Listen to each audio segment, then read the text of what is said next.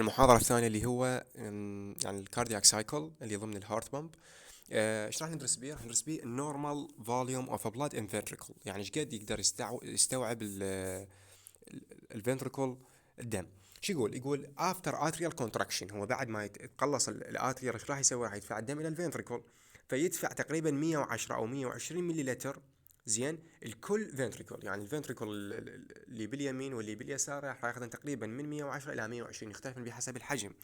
طبعا تقريبا اكو هيك فد قاريها يمكن مره انه الرايت يكون اكبر من الليفت. ليش؟ بعدين اقول لكم من نوصل الرسم مال العضله اقول لكم عليه. المهم، فشوف اسمعني. الافتر اتريال كونتراكشن، بعد ما يتقلص الاتريوم ايش راح يدفع لي الدم الى الفنتريكل؟ فراح يدفع لي مقدار 110 الى 120 ملي لتر. هذه شو اسميها؟ اسميها بالان دياستوليك فوليوم. شنو معناها؟ خلينا نجي نفسرها واحده واحده. الاند نهايه، الدياستوليك معناها شنو؟ معناها فتره الراحه، ريلاكسيشن مالت من الراحه مالت الفنتريكل للاتريوم. احنا قلنا الاتريوم اصلا هو بكونتراكشن، هو جاي يدفع لي الدم للفنتريكل. يعني الفنتريكل في حاله شنو؟ في حاله ريلاكسيشن، في حاله دياستوليك. اند دياستوليك يعني الدم الفنتريكل وصل للمرحله الاخيره مال الدياستوليك، يعني راح يبلش يضخ للدم المن للشرايين.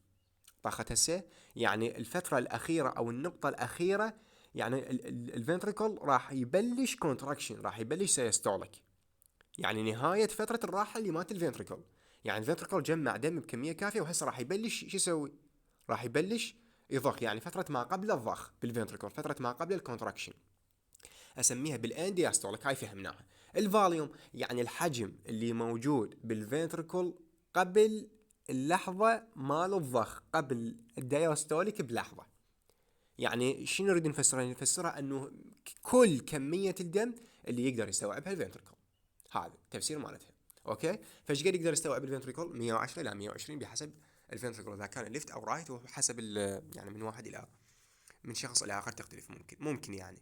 الكونتراكشن ايجكشن، يعني ايجكتد العفو، تقريبا 70% او 70 ملي لتر، نسميها بستروك فاليوم اوتبوت. شنو ستروك فاليوم اوتبوت؟ شنو هاي حسين؟ هسه ثواني انتظرني، خل اعطيك هسه الشغله الثانيه قبل لا أه قبل لا نبلش.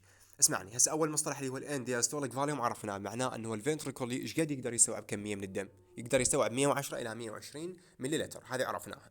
زين، بعد ايش راح يسوي هسه الفنتريكل بعد ما كمل الان دياستوليك؟ ايش راح يبدي؟ راح يبدي سيستوليك. هو هسه هو ان دياستوليك فاليوم او ان دياستوليك، يعني نهايه الدياستوليك راح يبلش سيستوليك. فوش قد جمع 110 الى 120، ايش راح يبلش؟ بلش سياستوليك. من بلش سياستوليك صار بي كونتراكشن، تخلص. ايش راح يسوي؟ راح يدفع للدم. هو ايش قد عنده 120، نقول عنده 120. ايش راح يسوي له؟ يدفع للدم المن للشرايين. ايش قد راح يدفع؟ راح يدفع 120 كلها لو نصها؟ لا، ما يدفعها كلها، راح يدفع لي من عندها 70 ملي لتر تقريبا. هو ايش قد عنده؟ 120. ايش قد راح يدفع لي؟ 70. ايش قد بقى بي؟ بقى بي 50. معناها نستنتج انه الفنتركل ما يدفع الدم كله اللي موجود بيه، لا، راح يبقي 50% او اقل من نص، اقل من نصف الكميه اللي يستوعبها راح يبقيها داخل الفنتركل.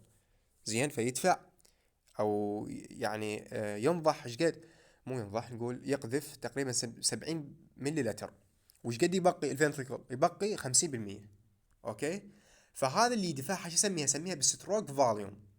نسميها بالستروك فاليوم. هسه هذا الفنتركل وهذا الشريان، هذا مو شريان ثواني، هذا الفنتركل وهذا الشريان اللي راح ندفع له احنا. ايش قد هو يحتوي؟ يحتوي على 120. فراح يدفع تقريبا، ايش قد؟ هذا ابوي ايش كبره. راح ندفع تقريبا 70. ايش قد راح يبقى هنا؟ راح يبقى بالفنتركل 50. فهذا اللي دفاعه يسميه بالستروك فاليوم، اسميه بالستروك فاليوم. حلو. بعد شغله، هذا اللي يبقى ايش قد بقى عندي بالفنتركل؟ بقى عندي تقريبا 50 ملي لتر. هاي ال 50 بالملي لتر وين راح تبقى؟ يعني من راح ينتهي السيستوليك؟ من راح ينتهي السيستوليك؟ ايش راح يبدي؟ راح تبدي فتره جديده من الديستوليك، مو؟ فالاند سيستوليك فاليوم يعني الحجم، الاند نهايه، سيستوليك التقلص يعني نهايه التقلص. بعد ما خلص الفنتركل تقلص، وصل حد الاقصى، بعد ما يقدر يتقلص اكثر، بعد ما يقدر يدفع دم اكثر. ايش قد دفع لي؟ دفع لي 70. فبنهايه السيستوليك دفع لي 70. ايش قد بقى لي؟ بقى لي 50. فش يقول ان سيستوليك فاليوم معناها الحجم الباقي مال الدم الباقي وين؟ الباقي بالفنتركل بعد انتهاء عمليه التقلص، سميها بالاند سيستوليك فاليوم. يعني هسه قد يستوعب اخر لحظه لحد اخر لحظه ريلاكسيشن، لحد اخر لحظه دياستوليك، اند دياستوليك فاليوم ايش قد؟ تقريبا 120 ملي لتر. ايش قد يسوي يدفع ستروك فاليوم؟ ايش قد يقدر يسوي ايجكشن الفنتريكل؟ يقدر يدفع 70% يطلعها للشرايين. وش قد يبقى بالاند سيستوليك فاليوم؟ يبقى تقريبا 50 ملي لتر. هذه عرفناها. هذه كتوضيح، رسم توضيح يعني. هذه شوي راح نتعمق بيها بالاي سي جي، يعني ما راح ماكو داعي تاخذها هنا تطور علينا. نجي لمصطلحين اللي هي واحد يسميه بالبري لود وواحد نسميه بالافتر لود. البري لود اللي هو يعني يقصد به ما قبل السيستوليك تقريبا، هيك يعني الاند ديستوليك بريشر. معناها شنو؟ معناها ما قبل السيستوليك. البري لود، بري معناها قبله، اللود معناها تنشن او ضغط او بريشر. فبري لود ما قبل الضغط، ما قبل الكونتراكشن تقريبا، بهيك يعني مصطلح موضحه. الافتر لود هي عكس البري لود، يعني بعد الضغط. هاي شو يقول load against which the muscle exert its contractile force، يعني العضلة مالت القلب او الضغط او التنشن او اي شيء يعني تقدر تسميه، اللي تستعمل عضلة القلب على مود تمارس عملية الكونتراكشن مالتها، نسميها بالافتر لود. فهذا الفرق بين البري لود والافتر لود. وهذا كتوضيح ثاني، هذا انا ضفته للملزمة على مود خاف بدي اوضح لك اياه. فمثل ما تلاحظ الافتر لود معناها شو اسمه، الدم جاي يتجمع، الدم جاي يتجمع يعني قبل السيستوليك، قبل التقلص. زين. اما الافتر لود فهي العمليه اللي تصير ورا، من تصير بعد التقلص. من راح اسد الدم بعد ما يوصل الدم؟ راح ادور ادفعه. راح ادفع الدم وين؟ راح ادفع الدم للاورتا او للبولمونري فالف بعد ما ارجع للاتريوم. فهذا نسميها بالافتر لود، يعني بعد عمليه التنشن او الكونتراكشن. هسه نجي للكاردياك اوتبوت اند فينوس ريتيرن. لان المصطلحين مهمات جدا، خلينا نعرف ايش بيهن ما بيهن. يقول الكاردياك output is the quantity of the blood pumped into the aorta each minute. احنا ايش قلنا؟ قلنا اكو مصطلح عندنا ستروك فاليوم. ستروك فاليوم هو مقدار الدم اللي يدفعه، مقدار الدم اللي يدفعه القلب او الفنتريكل بكل كونتراكشن، بكل سيستوليك. جيل يقدر يدفع 700 70 ملي لتر العفو. اوكي. اما الكاردياك اوتبوت فهي ستروك فاليوم في الهيرت ريت. ستروك فاليوم يعني هي مقدار الدم اللي يقدر يدفعه القلب بالدقيقة الواحدة. بالدقيقة الواحدة. طخيت؟ فرق لي الستروك فاليوم بكل سايستوليك، يعني كل سايستوليك راح يدفع 70، كل سايستوليك يدفع 70، كل سايستوليك يدفع 70. وضحت السالفة؟ الكاردياك اوتبوت لا، مجموع ستروك فاليوم بالدقيقة الواحدة. هيك يعني ايش كم ستروك فاليوم، ايش كم 70 طلعت. اوكي. بالدقيقة الواحدة اجمعنا نسوي هن الكاردياك اوتبوت. يعني لا جمع ولا كذا، شو اسوي كاردياك فاليوم في الهارت ريت. ايش قد انت نبضات قلبك مثلا 70، ايش قد الستروك فاليوم 70 اضربهن يطلع لي النسبة الطبيعية. هيك يعني. اما الفينوس ريتيرن، الفينوس ريتيرن معناه كمية الدم اللي جايتني او اللي تدخل بالاتريوم، كمية الدم اللي اجمعها من الانفرا اند انفيريور اند سوبيريور فينا كافا واللي تدخل لي، وكذلك من الكورونري ساينوسز اللي راوتكم اياها وين بالمحاضرة، الكورونري ساينوسز. اوكي. اللي يجيب لي الدم الغير مؤكسج من عضلات القلب ويدخله بالاتريوم. المهم هي كمية الدم اللي موجودة بالاتريوم، كمية الدم اللي موجودة وين؟ اللي موجودة بالاتريوم بعد ما سحبهن منين؟ من الفينوس. فالفينوس ريتير هي كمية الدم اللي يجمعها القلب من الجسم، الدم الغير مؤكسج، اسميها بالفينوس ريتير. شو يقول يعني نورمالي بالحالة الاعتيادية انه لازم انه الكارديوك اوتبوت، كمية الدم اللي تطلع لي برا هي نفس كمية الدم اللي تدخل لي جوا. هو هيك يقول يعني.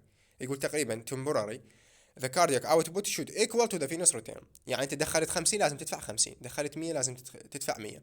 اذا صار بيه اكو خلل بشكل ملحوظ هنا راح يسبب لي اما اللارجمنت ممكن اللارجمنت او غير شيء بالقلب. مثلا هسه انت تدفع 70 وجاي تدخل 100، جاي تدفع 70 ملي لتر، تطلع 70 ملي لتر من القلب وجاي تدخل 100 ملي لتر، ايش قد عندك زياده 30 ملي لتر. معناها القلب راح يصير به هايبرتروفي، راح يكبر ويسبب لي مشاكل. يعني ممكن راح يأثر على الصمامات بعد ما يشتغل زين.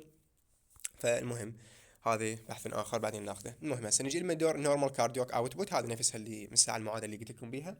هسه الستروك فاليوم، ستروك فاليوم اللي من الساعه اخذناها ايش قد هي بالحاله الطبيعيه؟ 70. شلون حسبناها من الاند دياستوليك فاليوم اللي هي قلنا 120 زين، ناقصا الاند سيستوليك فاليوم اللي هو كميه الدم اللي باقيه بالفنتركل بعد عمليه الضخ.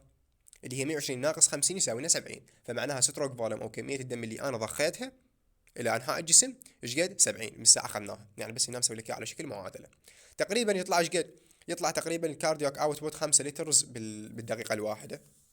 لانه اذا نضرب احنا 70 ملي لتر اللي هي ستروك فاليوم في الهارت بيت تكون 72 بالشخص الطبيعي 72 75 هيك يعني، فيطلع تقريبا 5 لتر 5.5 لتر، اقل من 5 شويه بحسب الجسم مالت الانسان والاكسرسايز بالدقيقه الواحده ايش قد يضخ. اوكي، يقول غالبا يعني هسه احنا 5 ملي 5 لتر بالدقيقه الواحده بالانسان النورمال، الانسان الطبيعي اللي بحاله ريست. لكن في حاله الاكسرسايز، في حاله العمل الورك، في حاله اي شيء يعني يسوي اجهاد، او في حاله مثلا شو اسمه فرط نشاط الغده الدرقيه اللي هي الهيبرثايروديسم، اللي انا راح هاي تزيد تسوي تاكيكارديا عندي. فالمهم او يعني يزيد من ضخ الدم. فبهاي الحاله ممكن تزداد ستروك فاليوم، يزداد يعني ممكن ما كنت اطلع 70 بالدقيقه بالضربه الواحده ممكن ازودها اكثر. او الكاردياك اوتبوت قبل كنت اطلع 50، كنت اطلع 50 لتر بالدقيقه، هسه ممكن اوصلهن لحد ال 20، 10 لتر بالدقيقه، 15 لتر بالدقيقه. فممكن يزداد الكاردياك اوتبوت بحسب الاكسرسايز اللي يسويه انت. يعني مثلا انت بالدقيقه الواحده، فرضا بالدقيقه الواحده انت تسوي 72 مره ستروك فاليوم، يعني نطلع 72 ملي لتر كل دقيقه. يعني شوف ستروك فاليوم ايش قد؟ 70 ملي لتر. كل ستروك فاليوم كل سكند، كل ثانيه انت راح تسوي ستروك فاليوم، مو هيك لا راح تطلع 70. فانت خلال الدقيقه الواحده بالحاله الطبيعيه تسوي 72 مره ستروك فاليوم، يعني عمليه سيستوليك. اوكي، لكن بالاكسرسايز ما راح تصير 72، راح تكثر اكثر، ممكن 75، ممكن توصل لحد ال 100. فهذا يؤدي الى زياده كميه الدم اللي يضخها قلبك بالدقيقه الواحده، ممكن توصل حتى 20 لتر هيك يعني. وهذه المعادله نفسها اللي مساعدك تكون بيها ما بيها شيء يعني كاردياك اوتبوت. هسه نجي العوامل اللي تاثر لي على الاي دي في اللي هي الان دياستوليك فاليوم والان سيستوليك فاليوم. الان دياستوليك فاليوم شنو هو؟ مقدار الكميه اللي يقدر يستوعبها الفنتركل من الدم، هذه نفسها اللي قلناها. فشنو اللي تاثر عليها؟ ممكن الفينوس ريتيرن، يعني الدم اللي جاي منين؟ اللي جاي من الاورده، الوريد الجوف الاعلى والاسفل والكوروناري ساينوس اللي موجودات بالاتريوم، اللي يصبن بالاتريوم. ذني فرضا هسه الاتريوم يقدر يستوعب 50 ملي لتر. هذا ال 50 ملي لتر نقسمها مثلا من السوبيريور فينا كافا يستقبل 20 ملي لتر، ومن الانفيريور فينا كافا يستقبل 20، ومن الكورونر ساينوس يستقبل 10 فرضا. هذا ال 50 اللي حصلها الاتريوم راح يوديها وين؟ للفنتريكل. راح كلية هاي ال 50 ينقلها وين؟ للفنتريكل. زين هسه اوكي. فرضا انه بالسوبيريور فينا كافا اكو انسداد بسيط، انا كل مره استقبل من عندي 20 ملي لتر، هذا السوبيريور فينا كافا يجيب لي 20 ملي لتر يضيف لي اياها بالاتريوم. هالمره من صار بي انسداد قام يجيب لي 10 بس 10. يعني ايش قد نزلت كميه الاتريوم؟ استقبال الاتريوم نزل صار 40 ملي لتر. ايش راح يسوي الاتريوم؟ راح يدفع لي للفنتريكل، يدفع لي 40 ملي لتر، ما راح يدفع لي 50. ليش؟ هو اصلا عنده نقص بالتزويد. فكميه الفنتريكل، كميه الدم اللي موجوده بالفنتريكل تعتمد على الكميه مالت الفينوس ريتيرن. زين، وكذلك تعتمد على البري لود اللي هو نفسها الان دياستوليك فاليوم. البري لود اللي هي قلت لكم قبل عمليه التقلص.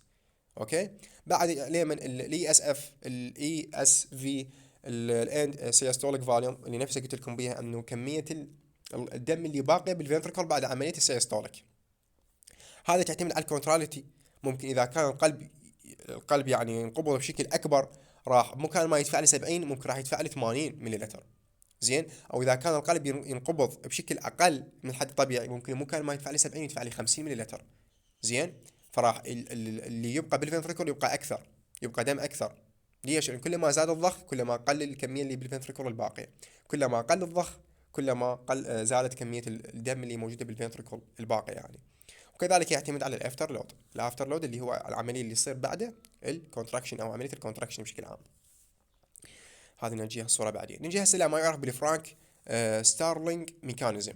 فرانك ستارلينج ميكانيزم شو يقصد بها؟ يعني بشكل مختصر عنها يقول the force of the cardiac muscle contraction increase at muscle stretch within limit. يعني شو يقول؟ يقول انه كلما تمددت، هسه شوف انت السهم من ترجع لي ورا، سهم هذا القوس والسهم من ترجع لي ورا، كلما رجع السهم لي ورا اكثر كلما انطلق اكثر، مو هيك؟ كلما تمدد يعني اكثر كلما انطلق المسافه ابعد. فهنا نفس الشيء، يقول كلما تمددت تقريبا، هيك يقصد انه كلما صار اكو بالمصل ستريتش، كلما تمددت اكثر العضله مالت القلب تمددت اكثر، كلما راح تسوي له عمليه كونتراكشن اكبر. طبعا تكون ضمن حدود، مو تتمدد وبالتالي يطق القلب. زين، هيك يعني يقصد. يقول due to more optimal overlap of the actin and myosin filament during stretch same in skeletal muscle. يقول هذه العمليه اللي راح تصير مالت التمدد والانقباض، هذا راح يصير مثل اللي يصير بالسكيلتال ماسل، اللي هو الاكشن اوف ماسل، يعني خيوط الاكتين والمايوسين اللي يسوي لي هاي العمليه. اذا احد ما يتذكر عمليه التقلص والانبساط اللي يصير بالعضلات، يعني العمليه اللي يصير بالسكيلتال ماسل نفسها اللي يصير بمن، اللي يصير بالكاردياك ماسل. فراح اخلي الرابط مالت الاكشن اوف ذا ماسل وين تحت اسفل هذا الفيديو، على مود اذا تريد تشوف شلون يصير عمليه التقلص والانبساط مالت الاكتين والمايوسين، هي تكون شبيهه يعني من شابك اصابعك، من شابك اصابعك، هي العمليه مالت الاكتين والمايوسين، تقلص والانبساط. اوكي، يعني شابك اصابعك وتقدر ترجع تفتحها، هي هاي الاكشن.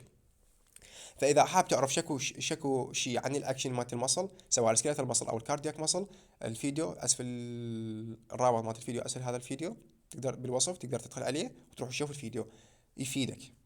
انا العام بالتوب قلت لكم يا ترى اقرا الاكشن اوف ذا ماسل، صح ما نحتاجها بالمرحله الاولى، لكن نحتاجها بالمرحله الثانيه.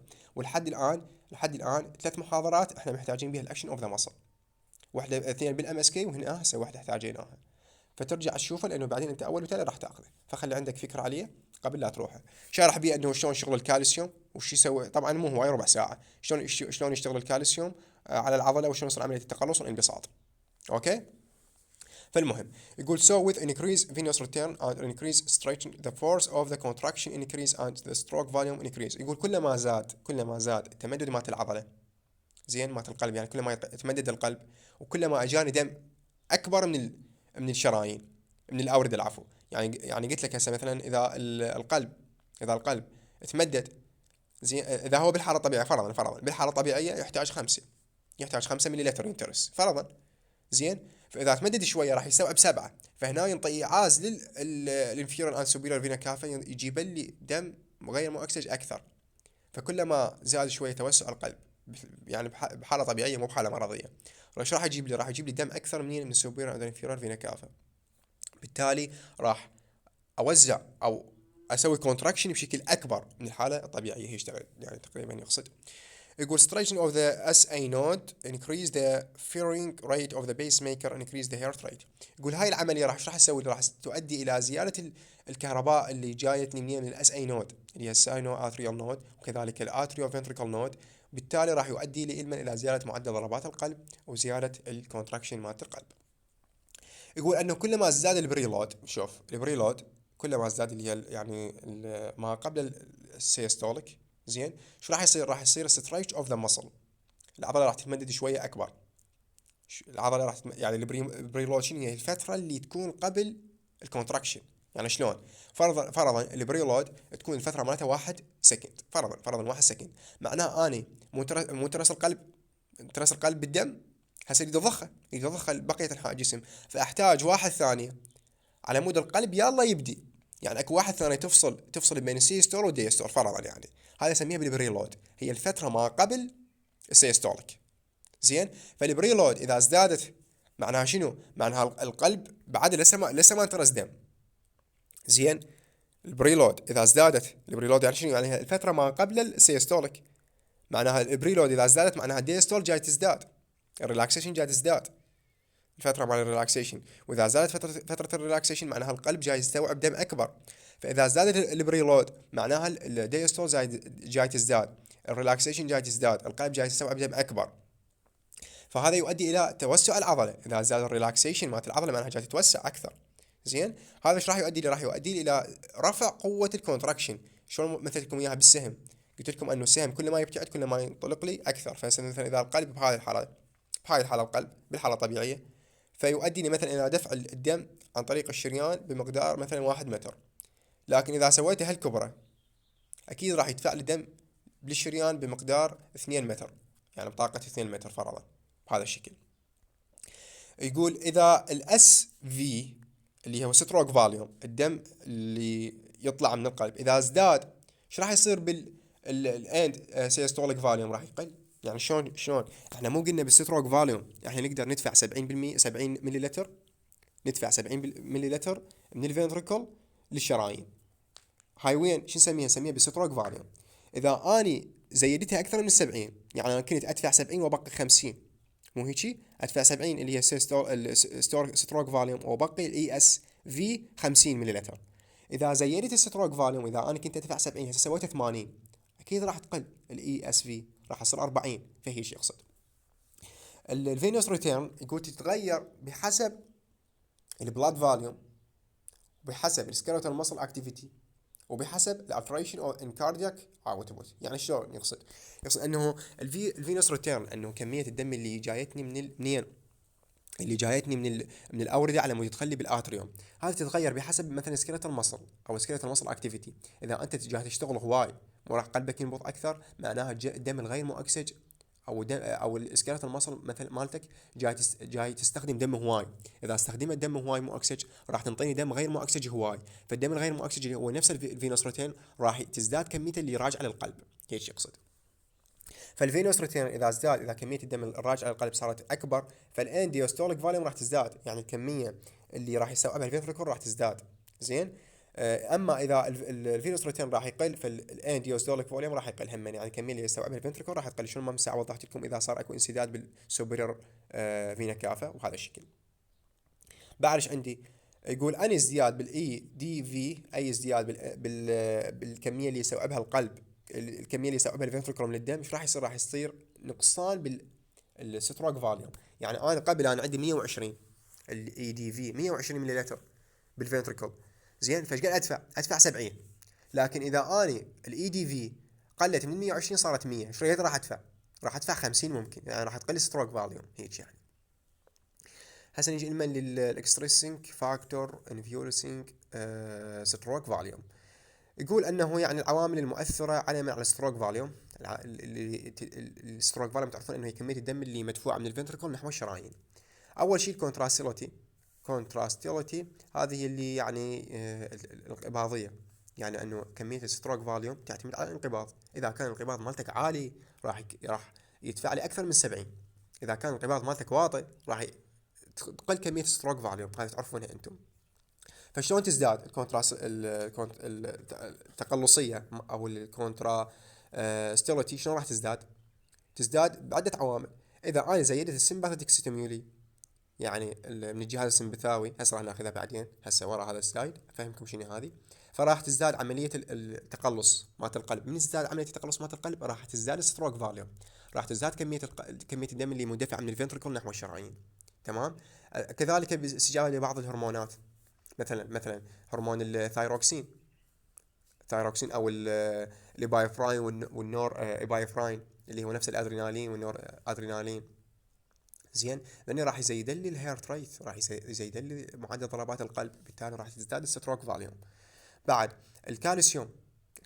لان هو الكالسيوم الاساس في شغل العضلات. اذا زادت نسبه الكالسيوم راح تزداد التقلص مال العضلات يزداد. قلت لكم هسه هاي يحتاجينها مره الاكشن اوف ذا ماسل. هسه تقول حسن انا الكالسيوم شلون اعرفه ياثر على العضلات؟ شنو شغل الكالسيوم على العضلات؟ قلت لك هذا الفيديو اللي موجود الاكشن اوف ذا ماسل بالوصف، روح شوفه راح تعرف شنو تاثير الكالسيوم على التقلص والانبساط مال العضلات. اذا زاد الكالسيوم راح يؤدي الى زياده التقلص، اذا قل الكالسيوم راح يؤدي الى نقصان التقلص مال العضلات.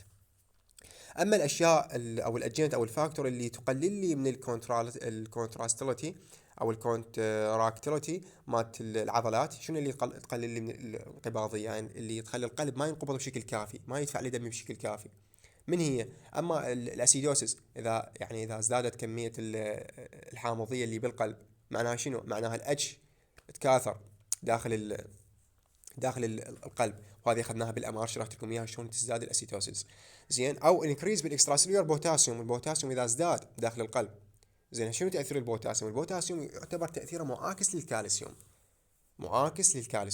يعني اذا ازداد الكالسيوم، بالله هذا ايش راح يسوي لي؟ اذا زاد الكالسيوم راح يؤدي لي الى ازدياد تقلص القلب.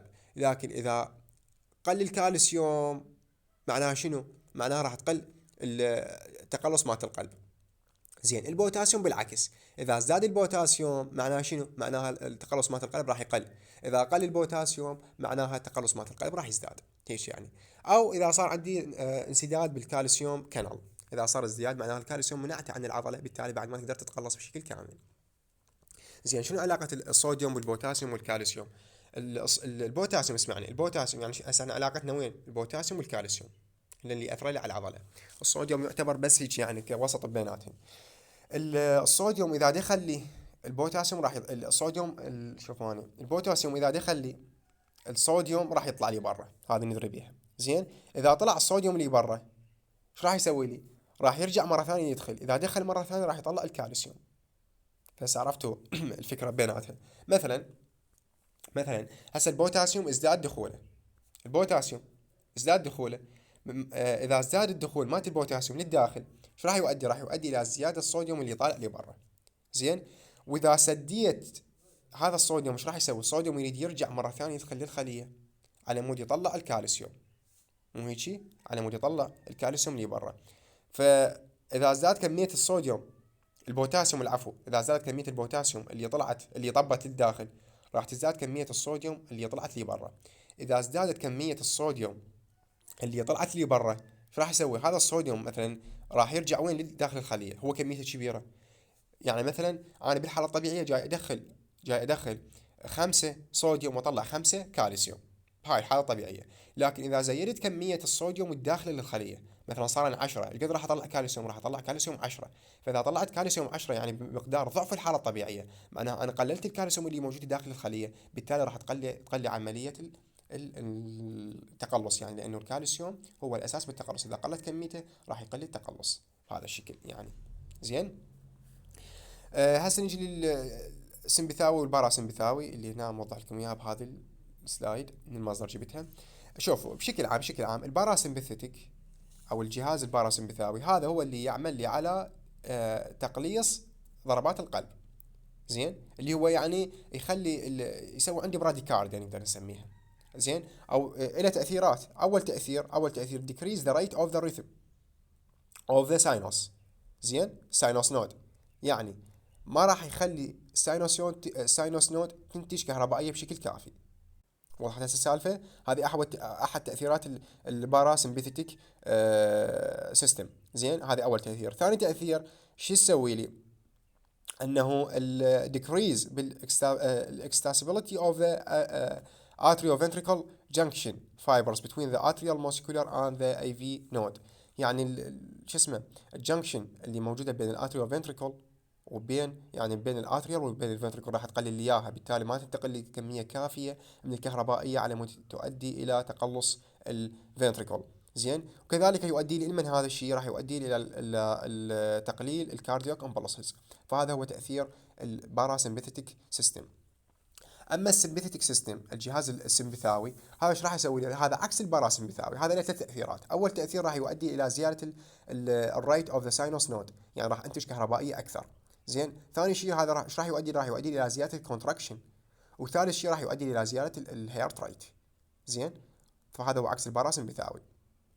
زين هسه شو يقول انه شلون تشتغل هسه الجهاز السمبثاوي شلون يشتغل؟ يقول اكو فد هرمون اسميه اما بالنون ابايفراين، النور ابايفراين او الابايفراين اللي هو نفس الادرينالين والنور ادرينالين. هذا هو اللي يعني يجي يتصل بريسبتورز موجوده فوق الخلايا مالت القلب، خلايا العضله القلبيه. زين راح يؤدي هذا شوف يعني انا اوضح لكم اياها بهي الصوره. هسه هاي الخليه مالت القلب، هذا اكو فد ريسبتورز. زين اجاني شو اسمه الابايفراين او النور ابايفراين وين اتصل بالريسبتورز. ايش راح يؤدي لي؟ راح يؤدي لي الى زياده كميه الكالسيوم، يؤدي لي الى زياده كميه الكالسيوم وين داخل الخليه، يؤدي لي زياده كميه الكالسيوم داخل الخليه، بالتالي راح تزداد عمليه الانقباض، يعني الكالسيوم يؤدي الى الانقباض. زين اما الباراسمبثيتك من راح يجي هنا بالريسبتورز راح يؤدي الى نقصان كميه الكالسيوم بالخليه، بالتالي شنو؟ بالتالي يؤدي الى شنو؟ الى تقليل شنو؟ تقليل الكونتراكشن مالت المصل. وضحت هسه؟ زين شلون يصير الكالسيوم داخل الخليه؟ شوف انا عندي هسه اندوبلازميك ريتيكوليوم اللي هي الشبكه الاندوبلازميه، وعندي هسه يعني سيستول هذا هو يعني السيتوبلازم. شوف، كمية عندي كالسيوم وين داخل الاندوبلازم كريتيكاليوم، عندي كمية من الكالسيوم. إذا إجا إيعاز من السمباثيك سيستم، إذا أجاني إيعاز راح يؤدي إلى خروج الكالسيوم من داخل الاندوبلازم كريتيكاليوم إلى السيتوبلازم، بالتالي راح يؤدي لي إلى تقلص خيوط الأكتين والمايوسين اللي موجودة بالخلية أو بالعضلات، زين، وتزداد الكونتراكشن. أما إذا جاني إيعاز من الباراسمباثيك اللي هو يؤدي الى تقليل الكونتراكشن مالت المصل، راح يؤدي الى تحفيز رجوع الكالسيوم الى الاندوبلازم كريتيكيليوم، بالتالي راح يقلل الكالسيوم اللي موجود داخل السيتوبلازم مالت الخليه، وبالتالي يقلل الكونتراكشن مالت المصل بهذا الشكل. يعني هذا كتوضيح لدني السلايدات كليتها، ما بهن شيء غير بس دني. زين، هسه نيجي الى الهارت ساوند. الهارت ساوند انا عندي اثنين ساوندات، هن اربع اصوات، لكن احنا الماشات عندي اثنين، واحد نسميه باللمب، واحد نسميه بالدب. يعني هذا تسمع، هذا تخليها سفد ستيثوسكوب على صدرك، راح تسمع من الصوتين. اسمعني. اول صوت نسميه باللاب، او هو يعني الشكل مالته مو شكل، هو الصوت ماله شكل، وانما النبره مالته او النوت، التون مالته العفو، شو تكون على شكل لاب. هيك مثلا تسمع لاب دب، لاب دب، لاب دب، وهذا بهيك الشكل.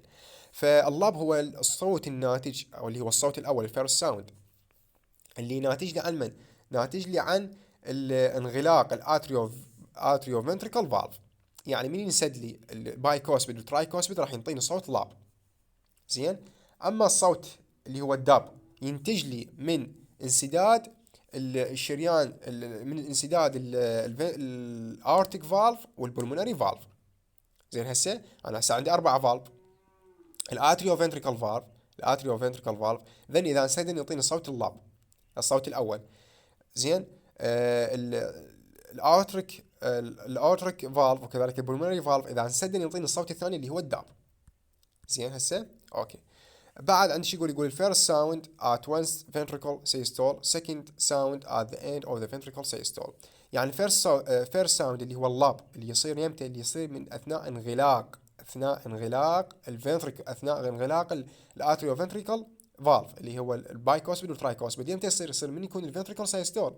هو يمتى ينغلقن الاتريو فنتريكل فالف؟ يمتى ينغلقن اذا صار عندي الضغط داخل الفنتريكل هواي. اذا صار عندي تقلص بالفنتركل راح يؤدي الى سداد الاتريو فنتريكل فالف، ويفتح لي مثلا الاورتيك فالف او البولمونري فالف، مو هيك؟ اما السكند ساوند اللي هو انسداد شو اسمه، انسداد الاورتيك فالف والبولمونري فالف. زين، يمتى ينسدن الاورتيك فالف والبولمونري فالف؟ ينسدن اذا كان الضغط بالشريان اكثر من الضغط داخل الفنتريكل. يعني الفنتريكل الدم مالته كله دفاع عليه برا، كله دفاع على الارتري، فبالتالي الاورتيك فالف والبولمونري فالف راح يسدن الفالف ويمنعن دخول او رجوع الدم من الارتري الى الفنتريكل مره ثانيه. شو يقول at rest، الفاصل الزمني from once to tone، يعني الفاصل الزمني بين الصوت الأول والصوت الثاني هو 280 ملي سكند. ليش 280 ملي سكند؟ عرفتوها من ساعة 280. 280 اللي هي نفسها فترة السيستوليك مالت الفنتريكل، لو أذكركم بها مرة ثانية، هو ذكرتكم بعد. 280 ملي سكند اللي هي فترة السيستوليك مالت الفنتريكل، لأنه السيستوليك مالت الفنتريكل يعني يمتى يبدي أول شيء من بداية الغلق، من غلق الشريان، من غلق الاتريو فنتريكل فالف، وحتى يعني هاي يعني من اول ما انغلق الاتريو فنتريكل فالف بدا السيستوليك مالت الفنتريكل. يمتى ينتهي السيستوليك مالت الفنتريكل؟ يمتى تصير 280 ملي سكند؟ تصير لمن ينغلق الاورتيك فالف او البولمونري فالف، يعني انتهى السيستوليك مالت الفنتريكل بهذا الشكل.